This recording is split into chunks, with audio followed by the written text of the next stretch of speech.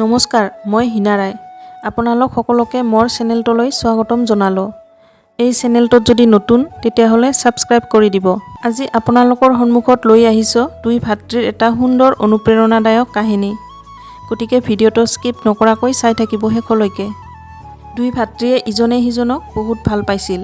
দুয়োৰে বেলেগে বেলেগে পথাৰ আছিল আৰু ডাঙৰ ভায়েকৰ বিয়া হৈ গৈছিল। সৰু ভায়েক অকলশৰীয়া আছিল। এবাৰ খেতি বহুত ভাল হৈছিল আৰু শস্য প্ৰচুৰ পৰিমাণে আছিল।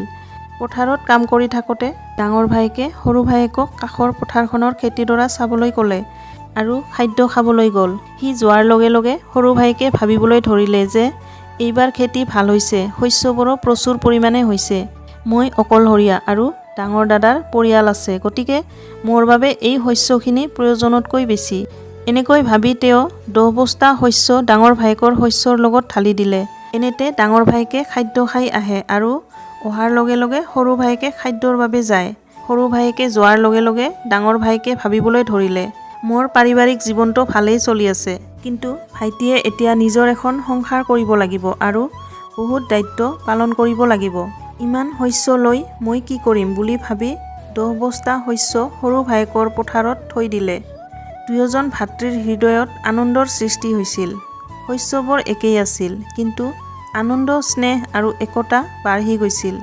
গতিকে যদি আপুনি আপোনাৰ মনটো ভালে ৰাখে তেন্তে প্ৰেম নিজে নিজেই বাঢ়িব। উদ্দেশ্য সৎ আৰু মনটো পৰিষ্কাৰ হ'লে কোনোবা নহয় কোনোবা ৰূপত ভগৱানেও আহি সহায় কৰি থৈ যায়। আনৰ সুখৰ কাৰণ হওক, কিন্তু অংশীদাৰ নহ'ব। আনৰ দুখৰ অংশীদাৰ হওক, কিন্তু কেতিয়াও কাৰণ নহ'ব। এটা কথা মনত ৰাখিবা, আনক দুখ দি কেতিয়াও সুখী হ'ব নোৱাৰা। আনক কন্দুৱাই কেতিয়াও হাঁহিব নোৱাৰা। আনক কষ্ট দি কেতিয়াও শান্তি নোপোৱা।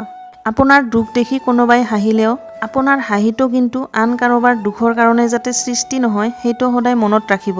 গতিকে আজিলৈ ইমানেই। ভিডিঅ'টো ভাল লাগিলে বন্ধু বান্ধৱীসকলৰ মাজত ভিডিঅ'টো শ্বেয়াৰ কৰিব। ধন্যবাদ।